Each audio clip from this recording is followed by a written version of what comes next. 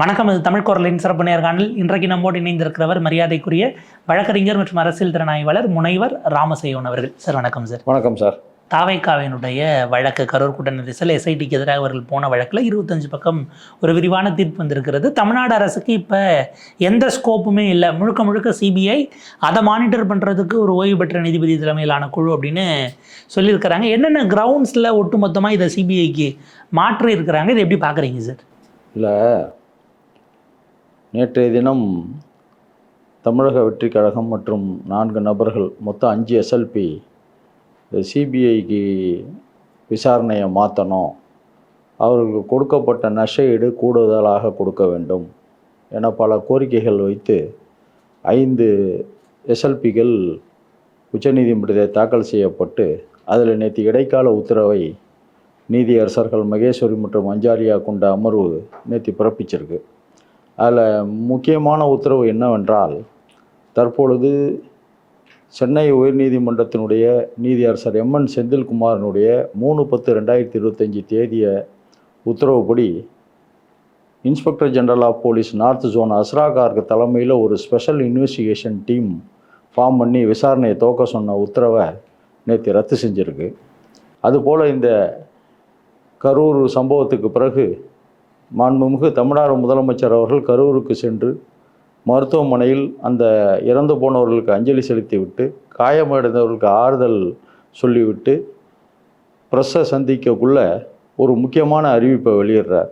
இந்த சம்பவம் தொடர்பாக ஒரு முழு விசாரணை, நீதி விசாரணை மேற்கொள்ள ஓய்வு பெற்ற சென்னை உயர்நீதிமன்ற நீதிபதி அருணா ஜெகதீசன் தலைமையில் ஒரு நபர் கமிஷன் அமைச்சு ஒரு உத்தரவு பிறப்பித்தார்.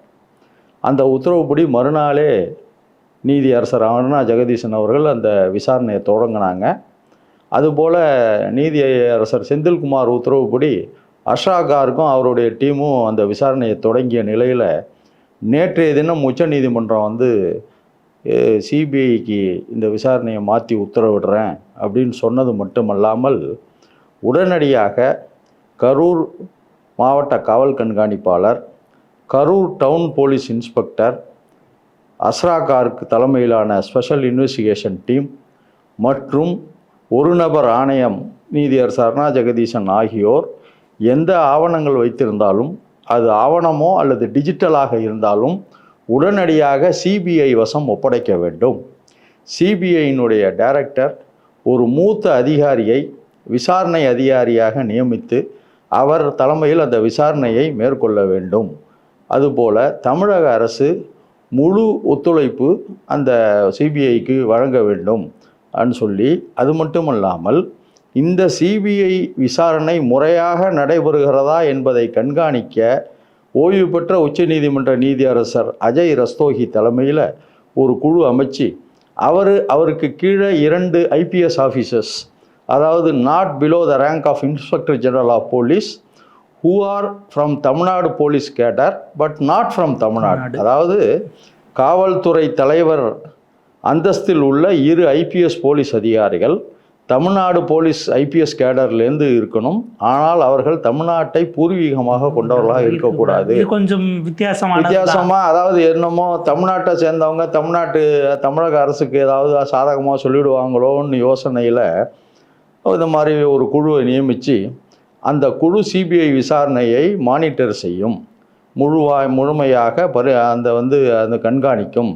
மாதம் ஒரு முறை சிபிஐ அதிகாரிகள் நாங்கள் என்ன விசாரித்தோம் என்பதை அறிக்கை தர வேண்டும் என ஒரு உத்தரவு பிறப்பிச்சிருக்காங்க. அதாவது என்ன போக்கில் விசாரணை கொண்டு போகணுங்கிறது தொடர்பான ஆலோசனைகளை வழங்குதல், அந்த இடத்துல அது ஏதாவது அட்வைசரி ஜூரிஸ்டிக்ஷனாக இருக்குது. அதற்கு பிறகு வேலிடேட்டிங் த எவிடன்சஸ்ங்கிற அட்வைசரி ஜூரிஸ்டிக்ஷன் மட்டும் இல்லை, சூப்பர்வைசரி ஜூரிஸ்டிக்ஷனாகவும் இருக்குது. சூப்பர்வைசரி சொல்கிறாங்க, கண்காணிப்பும் சொல்லுது, ஆலோசனையும் சொல்லுது. இரு வகையான அதாவது உச்சநீதிமன்றம் எத்தனையோ வழக்குகளில் மாநில புலனாய்வுத்துறையிடம் இருந்து மத்திய புலனாய்வுத்துறை சிபிஐக்கு டிரான்ஸ்ஃபர் பண்ணியிருக்கு. ஆனால் இந்த வழக்கு ஒரு வித்தியாசமான உத்தரவு பிறப்பிச்சிருக்கு. என்ன காரணம்னா, சிபிஐக்கு டிரான்ஸ்ஃபர் பண்ணது மட்டுமல்லாமல் சிபிஐயினுடைய விசாரணையை கண்காணிப்பதற்கு ஒரு சிறப்பு குழுவும் ஒரு உச்சநீதிமன்ற ஓய்வு பெற்ற நீதியரசர் தலைமையில் போட்டிருக்காங்க. அந்த ஓய்வு பெற்ற அதில் இன்னொரு பெரிய ஒரு விஷயம் என்னன்னா, இது அந்த எஸ்எல்பியோட இறுதி உத்தரவு அல்ல, இடைக்கால உத்தரவு.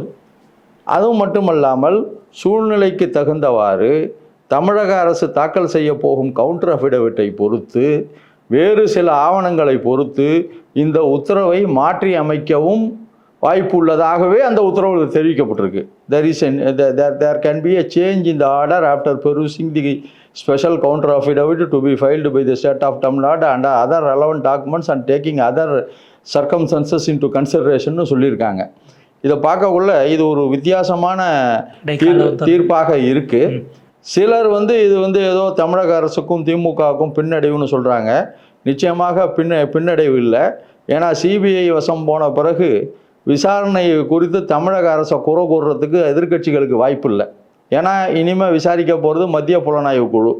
அப்போ போய் தமிழக அரசு அதை செய்யலை இதை செய்யலை, அதை மறைச்சிட்டு இதை மறைச்சிட்டு, திமுக அதை செய்யலை இதை செய்யலைங்கிற வாய்ப்பு இல்லாமல் இது ஒரு சிபிஐ முழுமையாக தன்னுடைய அதிகாரத்தில் விசாரணையை எடுத்துக்கொண்டு செயல்படும் பொழுது இதில் ஆச்சரியப்படத்தக்க விஷயம் என்னென்னா, அந்த ஒரு நபர் விசாரணை குழு நீதியரசர் அருணா ஜெகதீசன் தலைமையான குழுவையும் ஏன் உச்சநீதிமன்றம் சஸ்பெண்ட் பண்ணுங்கிறதுக்கு அந்த உத்தரவில் எந்த விளக்கமும் கொடுக்கப்படவில்லை. ஆக்சுவலாக அவர் தான் சொல்கிறார், நீதியரசர் அதே இதுலேயே ஜஸ்டிஸ் மகேஸ்வரி அவர்கள் அவர் தான் ஆத்தர் பண்ணியிருக்கார். அவர் சொல்கிறாரு, மாண்புமிகு தமிழ்நாடு முதலமைச்சர் நியமித்த ஒரு நபர் குழுவையும் கூட கருத்தில் கொள்ளாமல் இக்னோர் பண்ணிட்டு எஸ்ஐடி போட்டிருக்காங்க.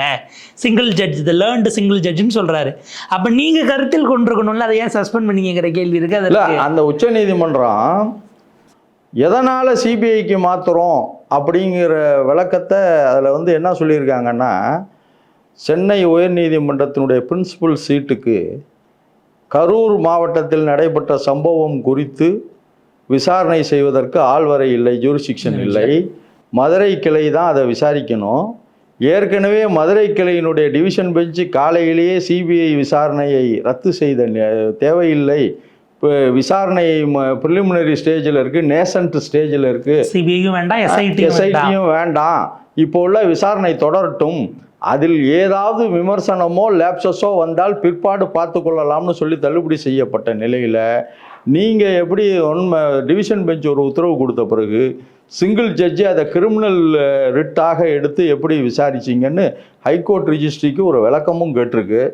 இதில் எல்லாமே பார்த்தீங்கன்னா, இதில் இந்த கருத்தில் பிரின்சிபல் சீட்டுக்கு சில அதிகாரங்கள் உண்டு, பெஞ்சையை விட பிரின்சிபல் சீட்டுக்கு சில அதிகாரங்கள் உண்டு. அதில் 2 விஷயம் சொல்கிறாங்க. ஒன்று, மனு தாக்கல் செய்த தினேஷ் சென்னையை சேர்ந்தவர் என்பதாலும், ஏற்கனவே இந்த ஸ்டாண்டர்ட் ஆப்ரேட்டிங் ப்ரொசீஜர்ஸ் சம்பந்தமாக ஒரு ரிட்டு பிரின்சிபல் சீட்டில் பெண்டிங்காக இருக்கிறதுனால அதோட கனெக்டட் கேஸுங்கிறதுனால தான் அது சென்னை உயர்நீதிமன்றத்துடைய பிரின்சிபல் சீட்டினுடைய தனி நீதிபதி வசம் வந்ததாக சொல்லப்படுகிறது. இதில் என்னன்னா, கீழமை நீதிமன்றங்கள் இப்படி தான் செயல்பட வேண்டும், இந்தந்த தேதியில் தான் விசாரிக்க வேண்டும் என்ற நடைமுறைகள் இருக்கிறது. ஆனால் உயர்நீதிமன்றமோ உச்ச நீதிமன்றத்திலேயோ சனிக்கிழமை நீதிபதி வீட்டில் கூட மனு தாக்கல் செய்து விசாரணை செய்யலாம். அது கீழமை நீதிமன்றத்தில் அது டிஸ்ட்ரிக்ட் கோர்ட்டுக்கோ மேஜிஸ்ட்ரேட் கோர்ட்டுக்கோ சப்கோர்ட்டுக்கோலாம் அந்த அதிகாரம் கிடையாது, பொருந்தாது, அந்த அதிகாரம் கிடையாது. நீதிபதி 2 மனுதாரர்களையும் நேரில் வர சொல்லுங்க, நான் என் சேம்பருக்குள்ள கூட பேசி பார்க்குறேன்னு கூட ஹைகோர்ட் ஒரு இதை சொல்லலாம். அந்த பாட்டாளி மக்கள் கட்சி பிரச்சனைகள் ஆனந்த வெங்கடேஷ் இது தந்தை மகன் என்று நான் பார்க்கிறேன், இவர்கள் ஒற்றுமையாக இருப்பது நாட்டிற்கும் நலன், அந்த கட்சிக்கும் நலன், அதனால் நான் பேசுகிறேன்லாம் சொன்னாங்க.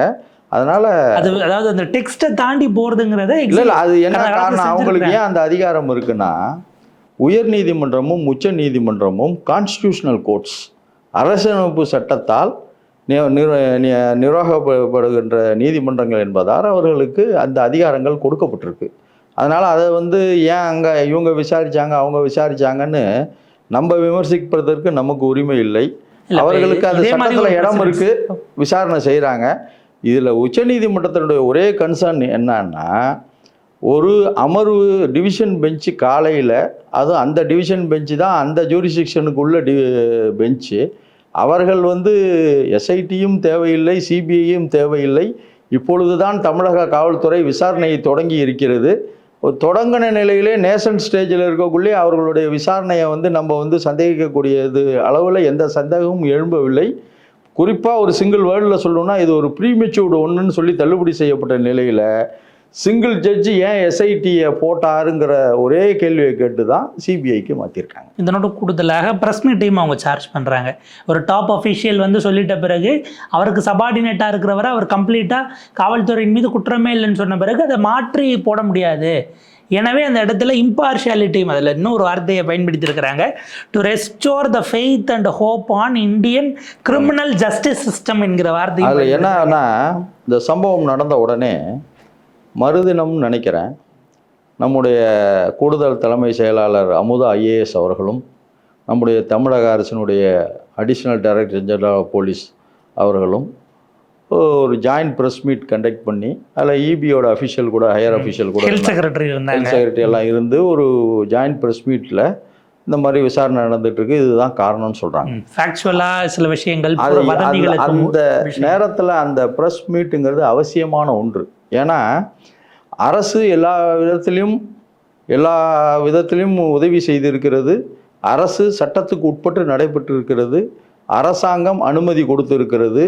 அரசாங்கம் சில நிபந்தனைகளோடு அனுமதி கொடுத்திருக்கிறது. 11 நிபந்தனைகளை தமிழக வெற்றிக் கழகத்திற்கு நிபந்தனை விதித்தார் கரூர் டிஎஸ்பி. ஆனால் அந்த 11 நிபந்தனைகளில் 2 நிபந்தனைகள் மட்டும்தான் கடைபிடிக்கப்பட்டிருக்கு. 9 நிபந்தனைகள் கடைபிடிக்கப்படவில்லை. அதெல்லாம் மக்களுக்கு தெளிவுபடுத்த தான் அந்த ப்ரெஸ் மீட்டை ஒழிஞ்சு விசாரணையை அந்த ப்ரெஸ் மீட்டு எந்த வகையிலும் பாதிக்காது. ஆனால் உச்சநீதிமன்றம் என்ன சொல்லியிருக்குன்னா, உங்களுடைய காவல்துறையினுடைய உயர் அதிகாரி அடிஷ்னல் டைரக்டர் ஜெனரல் ஆஃப் போலீஸே ஒரு கருத்தை சொன்ன பிறகு காவல்துறை விசாரணையும் அந்த கருத்தை நோக்கி தான் செல்லும். அப்போ அங்கே ஒரு பார்ஷியாலிட்டி இருக்கும், ஒருதலைபட்சம் இருக்கும். அதனால தான் நாங்கள் இது எல்லாத்தையும் கருத்தில் கொண்டு சிபிஐக்கு மாற்றுறோம்னு சொல்கிறாங்க. சிபிஐ விசாரணை எவ்வாறு செல்லும் என்பதும் தெரியவில்லை.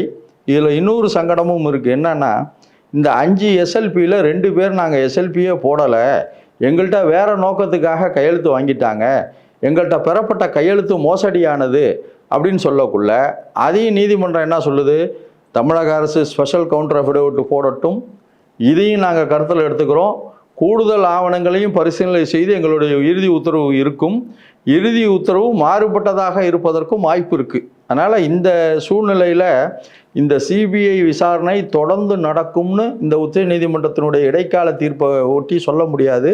ஏன்னா இடைக்கால தீர்ப்பு என்பது வேறு, இறுதி தீர்ப்பு என்பது வேறுது. இறுதி தீர்ப்பு மாறுதலுக்கு உட்பட்டதல்ல, இடைக்கால தீர்ப்பு மாறுதலுக்கு உட்பட்டது. அது எல்லா இடைக்கால தீர்ப்புக்கும் பொருந்தும் இல்லை. எனக்கு அந்த இடத்துல தான் ஒரு கிளாரிட்டிக்கு இதற்கு இப்போதைக்கு 8 வார காலம் நேரம் கொடுக்கப்பட்டிருக்கிறது. கெடோ நீங்கள் 8 வாரம்னா ரஃபாக எடுத்துக்கிட்டால் எல்லா தரப்பும் கவுண்டர் அஃபிடவிட் ஃபைல் பண்ணணும். தமிழ்நாடு அரசு மட்டும் போட்டுட்டு எதிர் தரப்பில் இன்னும் கூடுதல் நேரம் கேட்க வாய்ப்பு இருக்குது. ஒன்று. இன்னொன்று, 8 வார காலம் முடிச்சு வந்தால் கிறிஸ்மஸ் நியூ இயர் வெக்கேஷனுக்கு உச்சநீதிமன்றம் போயிடும். அடுத்தது ஜனவரின்னு வந்துருச்சுன்னா எலெக்ஷனை நோக்கி நகர்வது தான் ப்ராசஸாக இருக்கும்போது இதற்கு நடுவில் 2 மந்த்லி ரிப்போர்ட்ஸை சிபிஐ சப்மிட் பண்ணியிருக்கோம். ஆமாம். இப்போ இதுக்கு பிறகு ரிவர்ஸ் பண்ணுறது ப்ராசஸை கெடுக்குன்னு கூட பார்க்கலாம், அப்படியான வாய்ப்பும் இருக்குல்ல. இல்லை, அதில் என்னென்னா, இப்போ 8 வாரங்கிறது நீங்கள் சொன்ன மாரி நீண்ட நெடிய அவகாசம். ஏன் 8 வார காலம் கொடுத்துருக்காங்கன்னா, அனைத்து தரப்பும் தங்களுடைய பதில் உரையை தாக்கல் செய்யணுங்கிற காரணத்தினால தான் 8 வாரம் கொடுத்துருக்காங்க. அதே மாதிரி நீங்கள் சொல்கிற மாதிரி 8 வார காலத்திற்குள் எதுவும் நடக்கலாம். அந்த உச்சநீதிமன்ற இடைக்கால உத்தரவுப்படியே மாதத்துக்கு ஒரு முறை சிபிஐ அதிகாரிகள் அந்த ஜஸ்டிஸ் அஜய் ரஸ்தோகியிடம் தங்களுடைய அறிக்கையை சமர்ப்பிக்க வேண்டும்னு சொல்கிறாங்க. நவம்பர் அறிக்கையும் சமர்ப்பிச்சிருவாங்க, டிசம்பர் அறிக்கையும் சமர்ப்பிச்சிருவாங்க. இந்த அறிக்கையும் விசாரணை பாதியில் விசாரிக்க வேண்டாம்னு சொல்கிறதுக்கு வாய்ப்புகள் குறைவு தான். ஆனால் நீதிமன்ற தீர்ப்புகள் எது வேண்டுமானாலும் இருக்கலாம். ஏன்னா அதிலே ஒன்று சொல்கிறாங்க, அந்தந்த ஆவணங்கள் அடிப்படையிலும் சூழ்நிலை அடிப்படையிலும் இந்த இடைக்கால உத்தரவு மாறுதலுக்கு உட்பட்டதுன்னு சொல்கிறாங்க. ஆனால் என்னுடைய கணிப்பு என்னன்னா, தமிழக அரசினுடைய ஸ்பெஷல் கவுண்டர் அஃபிடவிட்டை தாக்கல் செய்த பிறகு அதை பரிசீலனை செய்தால் தமிழக அரசினுடைய நடவடிக்கை சரியானது என்று சொல்லி சிபிஐ விசாரணையை ரத்து செய்வதற்கும் வாய்ப்பு இருக்கிறது. இல்லை, நம்ம வாய்ப்பை மறுக்க முடியாது. அது இன்னமும் ஓப்பன் தான், எல்லாருக்குமான ஓப்பனான விஷயங்கள் தான். ஏன்னா பல விஷயம் அந்த மாதிரி வாய்ப்பு இருந்து அந்த மாதிரி ரத்து செய்யப்பட்டால் இந்த வழக்கு ரேரஸ்ட் ஆஃப் த ரேர் வழக்கு, அரிதிலும் அரிதான வழக்காக இருக்கும்.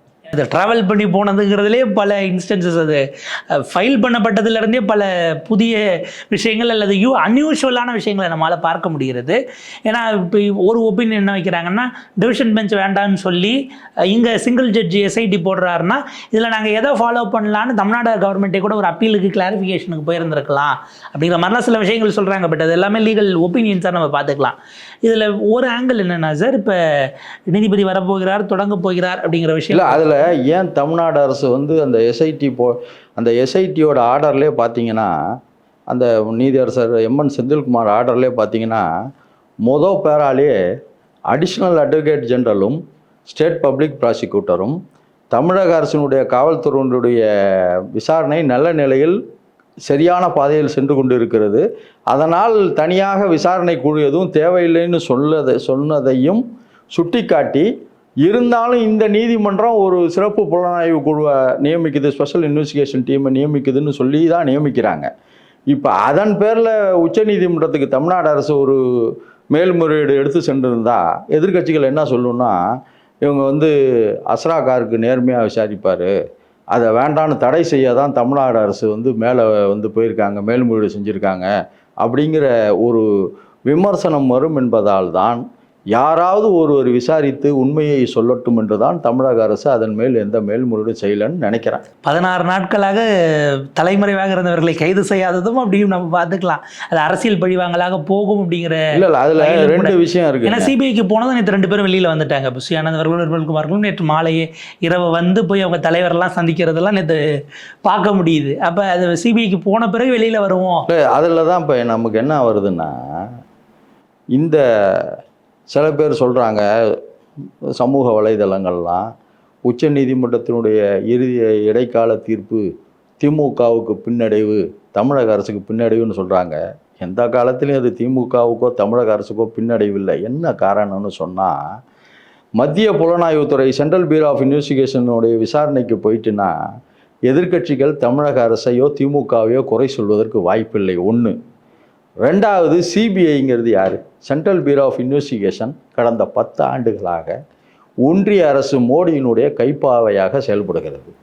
எதிர்க்கட்சிகளை பழிவாங்குவதற்கும், எதிர்க்கட்சிகளை உடைப்பதற்கும், எதிர்க்கட்சி தலைவர்களை தன் பக்கம் இழுப்பதற்கும் சிபிஐ, என்ஃபோர்ஸ்மெண்ட் டைரக்டரேட், தேர்தல் கமிஷன் இதெல்லாம் வந்து மோடி பயன்படுத்திட்டு இருக்கார். இப்போ இதுல என்ன ஒரு நெருக்கடினா, விஜய்க்கு தான் நெருக்கடி ஜாஸ்தி. என்ன காரணம்னா, அதை பார், சிபிஐ விசாரணை வச்சாச்சு, எங்கள் கூட நீ கூட்டணிக்கு வரியா, நாங்கள் கொடுக்குற சீட்டை வாங்கிட்டு நிற்கிறியா, இல்லை அந்த கரூர் சம்பவத்துக்கு நீ தான் காரணம்னு சொல்லி நாங்கள் விசாரணையை வந்து முடிச்சிருவோன்னு சொல்லி சிபிஐ மூலம் பாரதிய ஜனதா கட்சியும் மோடியும் அதை வந்து மிரட்டுவதற்கு வாய்ப்புகள் அதிகம் இருக்கிறதுனால திமுகவுக்கோ தமிழக அரசுக்கோ நெருக்கடி இல்லை, மாறாக விஜய்க்கு தான் நெருக்கடி. திமுக கூட்டணி இப்போதைக்கு எதிர்பார்க்க முடியாது, அவங்களை எதிர்த்து தான் அரசியல் பண்ணுறாங்க, அதுதான் அவங்களுடைய கொள்கை எதிரின்னு அறிவிச்சவருக்கு தான் இப்போ சிக்கல்னு சொல்கிறாங்க. ஆமாம், ஏன்னா இப்போ தமிழக வெற்றி கழகத்தை ஆரம்பித்தோன்னு என்ன சொன்னார் விஜய்? என்னுடைய அரசியல் எதிரி திமுக, கொள்கை எதிரி பாரதிய ஜனதா கட்சி, ரெண்டோடும் கூட்டணி இல்லை, ஒட்டும் இல்லை, உறவும் இல்லை, எதுவும் இல்லைன்னாரு. இப்போ என்ன ஆக போகுது? அரசியல் எதிரியை எதிர்ப்பதற்காக நான் கொள்கை எதிரியுடன் கூட்டணி வைக்க போகிறேன்னு சொல்லி கூட்டணி வச்சு விஜயை வந்து நான் ஏற்கனவே ஒரு நம்பகத்தன்மையை தமிழக மக்கள்கிட்ட விஜய் இழந்துட்டார். என்னன்னா 27/9/2025 அன்றைக்கு சம்பவம் நடந்த உடனே அவர் அன்றைக்கே கரூரிலையோ அல்லது திருச்சியிலிருந்து மானிட்டர் பண்ணி அவருடைய கட்சிக்காரர்களை, அவருடைய நிர்வாகிகளை, மக்களை சென்று பார்த்து ஆறுதல் சொல்லி, இறந்து போன குடும்பங்களுக்கு ஆறுதல் சொல்லி, காயம்பட்டவர்களுக்கு உதவி செய்திருந்தால் அரசியல் களத்தில் விஜய் ஒரு தேர்ந்த ஒரு முதிர்ச்சியான அரசியல்வாதின்னு சொல்லலாம். ஏதோ சினிமாவில் காட்டுற மாதிரி தப்பிச்சு ஓடுற மாதிரி ஒரு சம்பவம் நடந்தோடனே எஸ்கேப் ஆகி போய் இன்னைய வரையும் தலைமறைவு தான். நீங்கள் என்ன சொன்னாலும் இன்னைய வரையும் விஜயும் தமிழக வெற்றி கழகமும் தலைமறைவில் இருக்கிற சூழ்நிலையில், அதாவது ஆபத்தில் உதவி செய்பவன் தான் உண்மையான நண்பன்னு நம்ம தமிழ்நாட்டில் ஒரு இது உண்டு. ஆபத் பாந்தவன் தான் உண்மையான நண்பன்னு. தமிழக மக்கள், குறிப்பாக கரூரிலே 41 பேர் இறக்கும் பொழுது, நூற்றுக்கணக்கானவர்கள் காயமடையும் பொழுது, அவர்கள் ஆபத்தில் இருக்கும்போது உதவி செய்த திமுக தான் உண்மையான தமிழகத்தின் நண்பன். அங்கே வந்து விஜய் தப்பிச்சு போயிட்டார். விஜயோட நிர்வாகிகள் 2ஆம் கட்ட தலைவர்களும் யாரும் உதவி செய்யலை. அது ஒரு விஜய்க்கு பேரடி. 2வது பேரடி இப்போ என்ன ஆக போகுதுன்னா, கொள்கை எதிரியோடு பாரதிய ஜனதாவோடு கூட்டணி வச்சாலோ அல்லது ஊழல் கட்சி அதிமுகன்னு சொன்ன அதிமுகவோட விஜய் கூட்டணி வச்சாவோ தமிழக மக்கள் ஏற்றுக்கொள்ள மாட்டார்கள். இதுதான் விஜயோட நிலைமை. கண்டிப்பாக சார். இது அடுத்த கட்டத்துக்கு எப்படி போகுதுங்கிறத பொறுத்திருந்து பார்ப்போம். உங்கள் நேரத்துக்கு கருத்துக்களுக்கு மிக்க நன்றி. நன்றி.